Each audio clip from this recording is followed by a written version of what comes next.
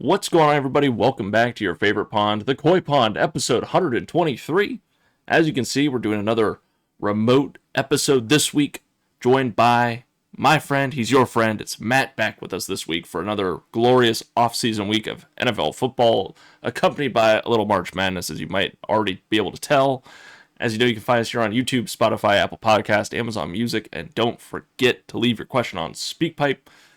And without further ado, March Madness is here. By the time you're listening to this, it's Thursday morning. The first four games are all over with, and something magical has happened. Miami has either made it into the tournament into the round of 68, or they have not, and I'd be sad.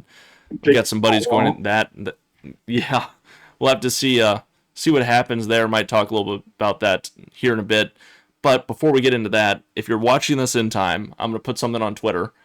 But the Coy Pond group is open.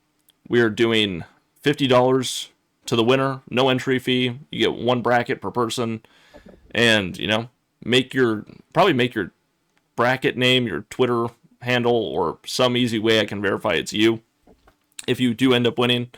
But hey, good luck to everybody. The March Madness is a glorious time of year. It doesn't get much more exciting than this. Some great teams in there this year, as always, and if you're a sicko like me, you're just rooting for upset. I think Matt and I both kind of picked our favorite upsets for March Madness, at least in the first round, going into it, even though if it was up to me, every 16 seed would win, and there'd be nothing but chaos in that bracket. We're just two NFL stooges loving the month of March, historically. Looking at the bracket, I mean, you get some glorious matchups. I think, let me just start a new one, probably is a better way to do this, just to visualize it a little bit better. But I mean, just perfection, absolute perfection. I'll be going to the Miami game against SMU tomorrow night, which would be last night when this video comes out, and we'll just have to see. The spread was 7.5 when it opened. I hammered that. I am hoping to God that I didn't accidentally buy tickets in the SMU student section or something like that. Obviously, I don't think there's going to be many people from Texas coming out for the UD game or at UD, but I'm hoping Miami has a home field advantage. I mean, I have to assume there's going to be a slight home field advantage. It's an hour away. You'd think they travel. And alumni, like all over the area. Yeah, all over. I would hope to God we get a good crowd for Miami, give them a shot. I mean, it's once again, here we go, where the schedule Nazis and the people that may have felt some type of way about a MAC team getting two bids. I think most people are rooting for Miami, in all honesty. It feels like the sentiment, as always, is everyone roots for the Cinderella team because no one really expects Miami to go deep by any stretch of the imagination. But if they could at least just get into the 11 seed position, that'd be kind of cool. Yeah. I've also heard a lot of people talk about another MAC team, Akron, and they're people picking them to be one of the upsets in the first round, too. So, yeah, it's kind of funny when this is a great little article on the NCAA website that kind of lays it all out for you. When you're assuming an upset is defined by at least a 5-seed difference, meaning obviously then 11-6, 12-5, so on and so forth, we all like upsets. You got to pick them. No one likes the guy in the chat that, or in the group, that just chalks their bracket and has 4 1 seeds at the end, even though kind of realistic long term. It's sadly, when you look at these averages, they don't, after the first round, the upset count usually drops quite a bit. Obviously, we saw FAU a couple years back do the damn thing. What was it? Peacocks were doing the damn thing there for a little bit. Yep. There's obviously teams in recent history specifically, or recent years, that have done it a lot better. And, that also begs the question, like, with the rise of social media, with how the modern times are with NIL, with all of these other outside factors playing into it, is that why you're seeing so many more upsets in the last 10 years opposed to the 20 years before it? Maybe. Who knows? I mean, definitely worth, anybody can win in March. That has never been more true than the last few years. And, you have to pick upsets in your bracket. There's a sweet, sweet number, somewhere around probably 5, 6, 7 you could pick in the first round and feel confident about it. Maybe like 8 or 9 overall in your bracket would be the right amount. But 11s do it the most, as you'd expect, and it literally cascades in the order you would expect from there. Obviously, the 16 seeds, RIP Virginia, that was a hilarious year. Virginia and Can't Purdue. remember. Yeah, was it UMBC that knocked out Virginia? Yeah, first round. Yeah, and they were the number one overall seed too. They weren't just a 1 seed. So Yeah, they weren't just a 1 seed; they were the 1 seed. yeah, That will, I mean, they got no one will like forget 20 that. too. It wasn't even close. They got outscored 53-33 or something like that in the second half. It was crazy. It was pretty crazy. I still remember that because whatever that game was, I think we were in college. I think I was in high school watching it in school. Were we in high school? I don't know what year was that. I can't remember at this point, but that was wild when that happened. I remember being in class. What if that was high school or college, and people were going crazy about it? But hey, you got to pick upsets. And personally, I, for no reason, don't let me fool you. 2018. Yep, senior year. Oh wow, that's crazy. Don't let it fool you, guys. I am not an expert in this. If you're watching this video for March Madness picks, you come to the wrong podcast. But damn it, give me Akron over Texas Tech for no reason other than I love a nice 12 seed, and damn it, I love Maction. In a perfect world, Hofstra wins 2 after that Alabama player had 2.1 pounds of marijuana on him and gets arrested and kicked off campus. RIP, but plays silly games, win silly prizes probably. And it's a 12-13 matchup going against Michigan or the other side of that bracket or region once that gets decided. Akron's a good team. They're a damn fine team. Obviously the best one in the MAC this year, winning the championship, but I think that would just be hilarious. Texas Tech, from what I've read, was not supposed to be a crazy good team this season. They ended up surprising a lot of people. Kudos to them. I have no animosity towards them. Give me Akron. Let's just make this fun. Could be a funny thing. My upset, I think I'd say the probably most common upset, the South Florida versus Louisville. Yeah. I think we were talking about earlier. Louisville has that player who's been struggling with the back injury. He's missed 8 games the past month and a half or so. And South Florida is averaging every win by 20 points in the past 8 games, 9 games. So yeah. I think South Florida should have been a higher rank, and I think Louisville should have been a lower rank. So I think it kind of ruins them there. Louisville should have been the same rank they had if their main player was still playing. But he says he's going to try to play, but even with that back injury, he's going to be limited and not who he used to be. So yeah, back injuries are always a problem in every sport, clearly. And South Florida was playing really well towards the end of the season too. So again, we're rooting for upsets. If California Baptist, wants to knock out Kansas while they're at it, by all means. People are saying Kansas shouldn't be a 4 seed. St. John's after last year, I just have a vendetta against them. They're probably a really good team. People are saying they're the best 5 seed, but I'm rooting for Northern Iowa just because St. John's at 2 seed last year, won every game by 1 or 2 points, barely cut it close, and they're supposed to be blowing out these teams, and they lost decently early. So yeah, and I know the Big East, obviously UConn, St. John's, and someone else I can't remember, have performed very well in the tournament over the last, I think it's 4 years. UConn's won it twice, so that speaks to that. But and St. John's, I think, had a surprising year last year, or 2 years ago. Last year they got second rounded, I think it was. Yeah, I've seen a lot of people say this quadrant of the bracket right here is going to be the upset bracket. Because people are saying UCLA has been doing a lot better than they should be. They should be a 7 seed. Louisville's hurt. South Florida's playing good. People saying Kansas is overrated. Ohio State, TCU is going to be a tough matchup for Duke if they win, which obviously they should, because those are 2 really good teams as well. St. John's, as I said, people are saying is the best 5 seed, but Northern Iowa's playing pretty decent as well. I think the only safe pick right here is Duke and UConn in the first round. I think anything else could go either way. Even Michigan State, they play well, but they've also had some losses. And UConn just got blown out by, I can't remember who it was, dang it. So they're beatable too. Any team could play have a bad day on that bracket, and every team could be good on that bracket. So I think that side's going to be the upside bracket this year. That'd be awesome. I'm down for it. Make it chaos, damn it. Chaos. Then, of course, Purdue, not having quite the season people assumed based on the start of the season, and now they're ranked 2, and Purdue always just seems to find a way to fumble it in March Madness. I'm a Purdue fan, and they always lose in the Sweet 16, round 32 or 64. It's they're always so good, and they just can't finish in the March. Yeah, and then Michigan just lost to Purdue, and people say Michigan should be someone to watch to possibly go all the way this season, so I can't believe we're finally here. It's the best time of the year. It's March, and we still got a little time before draft day in the NFL. It was St. John's got blown up by UConn by 20. That's what it was. Damn. No. Yeah, St. UConn got John's. blown out by. Yes, thank you. Sorry. Well, it's a little bit later today, guys. Sorry for the little. No, you're fine. I'm tired as fuck. UNC versus VCU. I guess I could root for VCU, but there's a couple insufferable VCU fans on Twitter that I just don't get it. I'm obviously Miami of Ohio fan. It's just hard, just now getting into the whole sports thing as a college fan.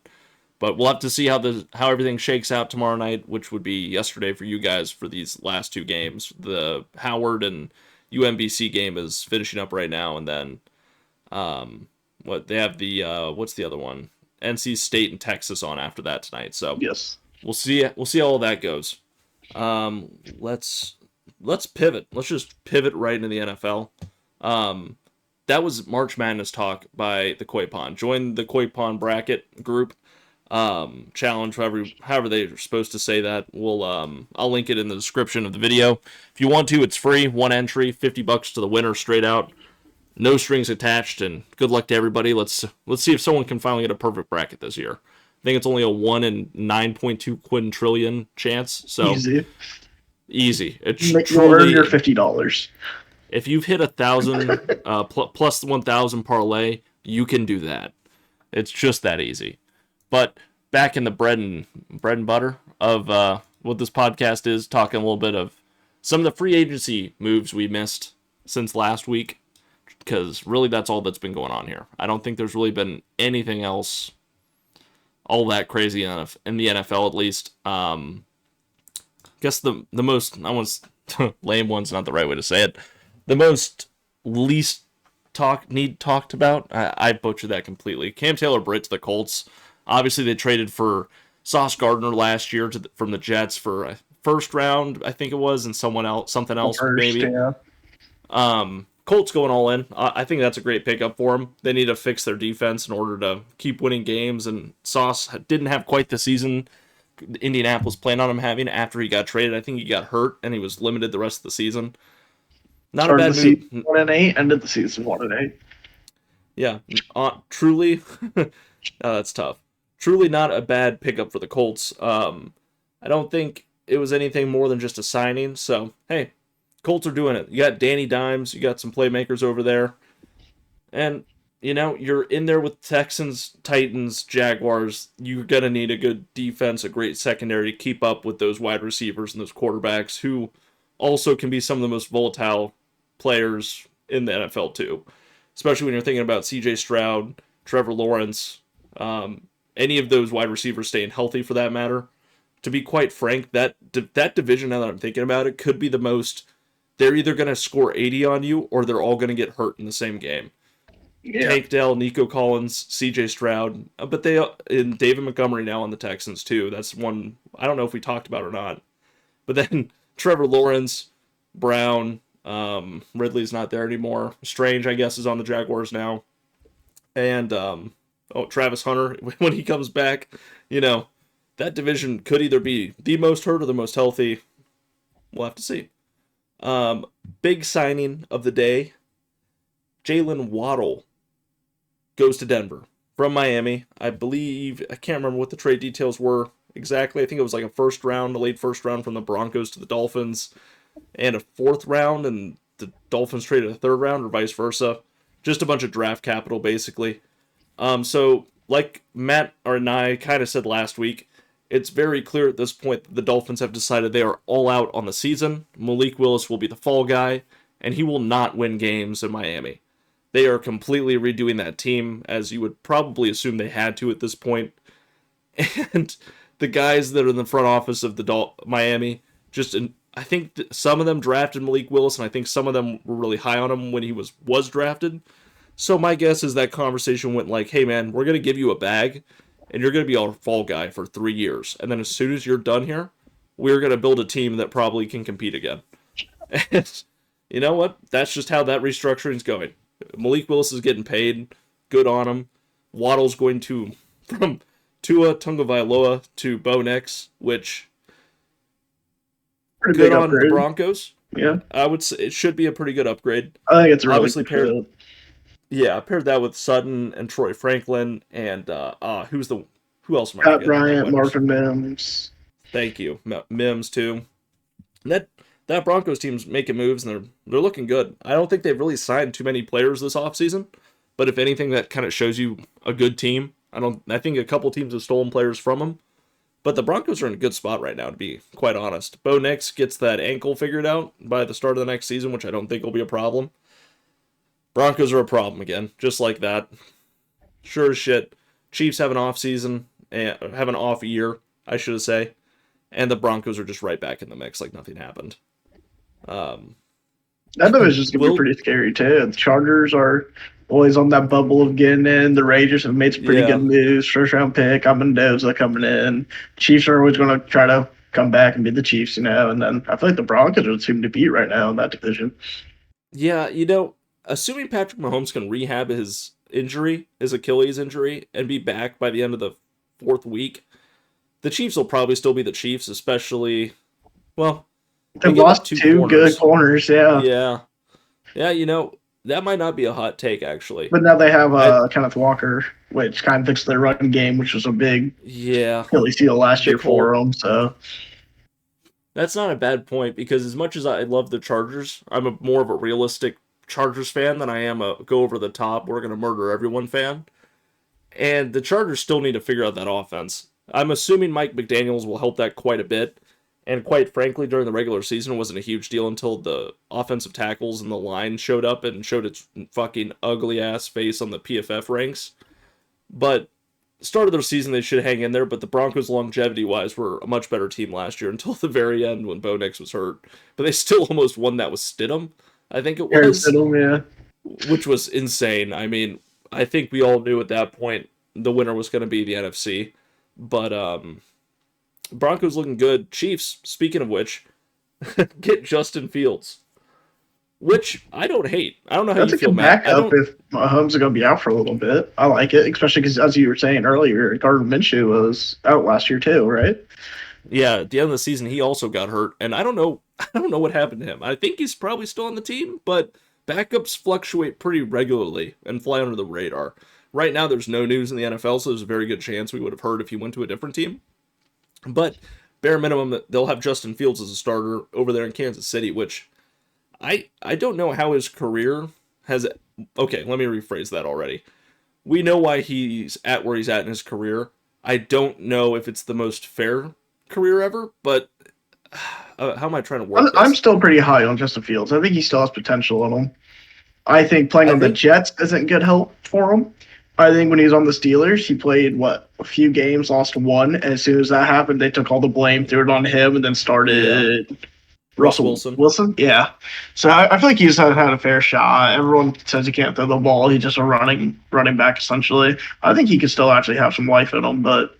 And around the Chiefs with some pretty decent weapons, I feel like he could actually show up for win a couple games for him. Mahomes out still. Yeah, and you know what? For what it's worth, he went to 3 organizations that had almost no success with quarterbacks before or after him. Now, I'll explain, but Bears, Steelers, Jets. Bears obviously had to get rid of their head coach and get Caleb Williams. Caleb Williams struggled the first year under the bad coach, did quite well this past year under Ben Johnson. They Kudos to built them, a but team around him, which they should have done for Fields. I felt like, I don't know if they had the capital to do that at that point, but I yeah, agree. I agree. Steelers, you're right. He was put in a situation where as soon as that went sideways, they just subbed him out for Russell Wilson and shifted the blame. And then on the Jets, I mean, that team they were wasn't horrible. they were horrible. No, they were horrible, but they went into that season with Aaron Glennon's first year from Detroit, supposed to be defensive minded coach, and it just didn't happen. And they still have fucking Brees Hall on a salary lock in prison.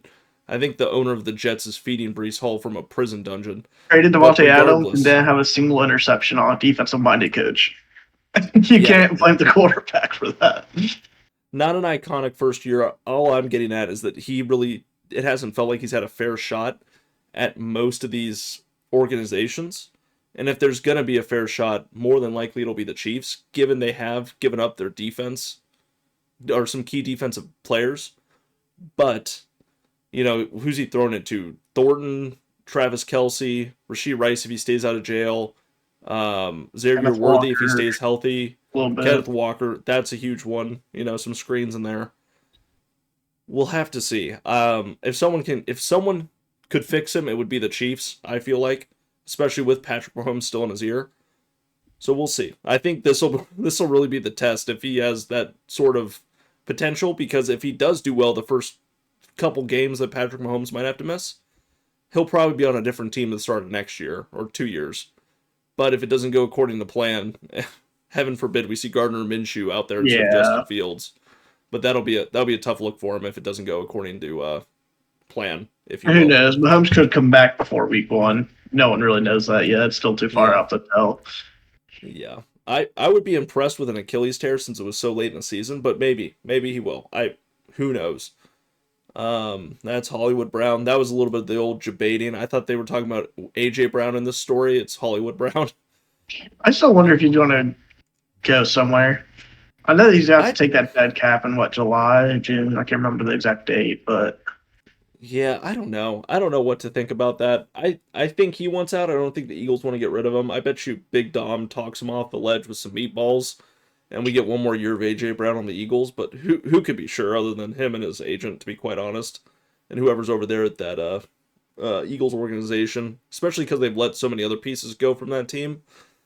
Makes me think if they get rid of AJ Brown, that's not a hard commit, but that is a huge piece of that offense that you'd be not letting go, because I'm sure you'd have to trade him, but that would be kind of that cornerstone, it feels like, of saying we've gone from building up this team to we've let a couple players slip, but that GM over there is so good. I wouldn't even panic if I was an Eagles fan and I saw AJ Brown gone. Kyler Murray, last one to the Vikings. Goddamn. Just like we thought, just like everyone else thought, he'll be starting instead of 9. He'll be helping 9. He'll be playing Call of Duty Zombies with 9. I don't know what to think about this. Kyler Murray has not done much the last few seasons. Now he gets a pretty good wide receiver core, but he'll have to look over his offensive linemen. So I'm not quite sure how the bobblehead will do back there. I generally thought he'd be just going to go play baseball at this point. I feel like his reputation has been kind of tarnished with the whole Call of Duty allegations. He somehow gets injured when the Call of Duty comes out again this year when he was playing bad. And then, I don't know, man. I feel like he just has so much hate right now. Yeah, and for what it's worth, I'm poking fun, but he could still be very good on a team, but he just isn't, the value just isn't quite there right now. And he's going to have to really show it on the Vikings, which, if they fix Sam Darnold to some extent, I would assume they can fix Kyler Murray.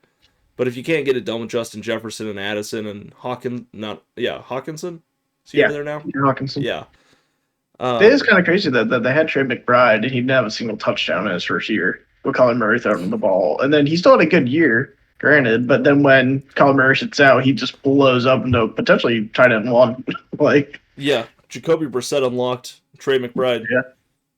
So, and you can put some of that on some of how the wide receivers did in Arizona when Kyler was playing, but also at some point it's the quarterback. So Arizona gets rid of him, sends him to the great north, and we'll have to see how the Vikings use him and J.J. McCarthy next year. J.J. McCarthy looked better at the end of the year, that's for sure, but I think the coach, Mike O'Connell, if I have that name right, that sounds right, had Mike McConnell, maybe is what I meant to say.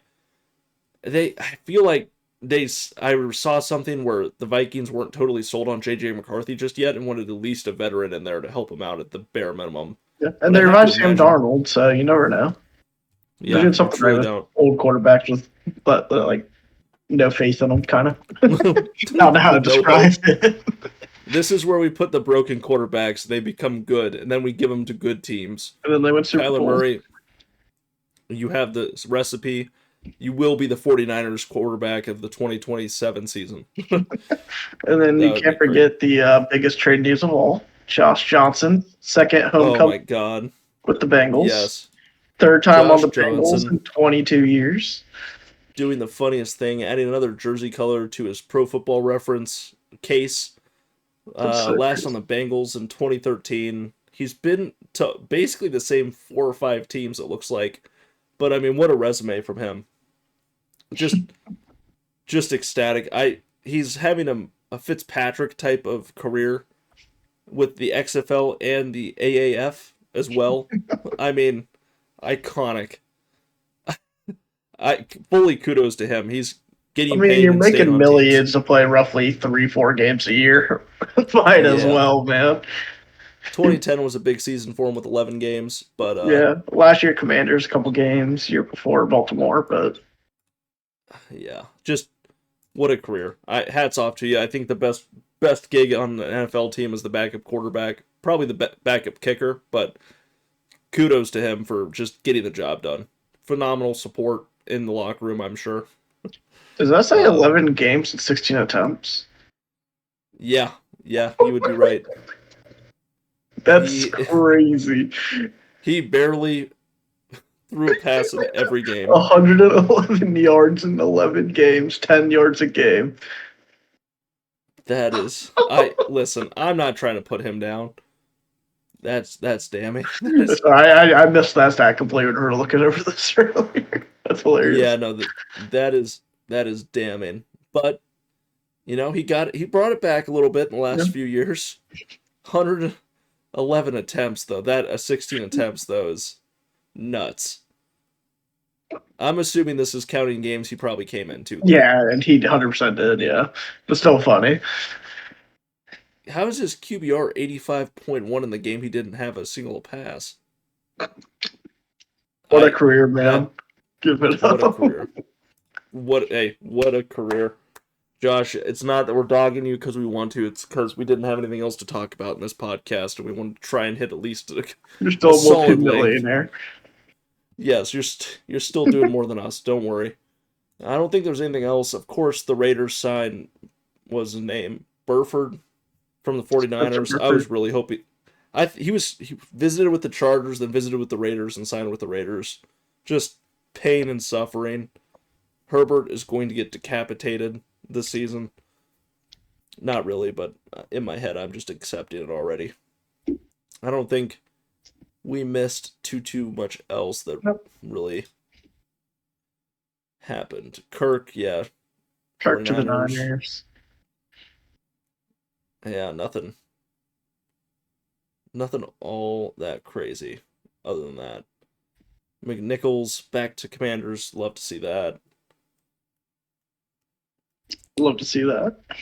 Yeah, a little pay cut for the kid. Yeah, Chargers. Ugh.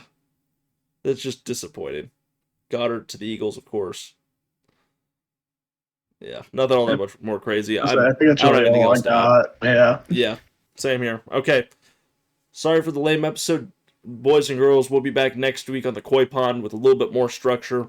Going to the first 4 Miami SMU games, so we're shooting this a day early and, just trying to make it work so that we get an episode out. Hope you all have a great rest of your week. Hope all of your brackets go well. Don't forget to join the group, and we'll see you all next week on the Coy Pond. Peace!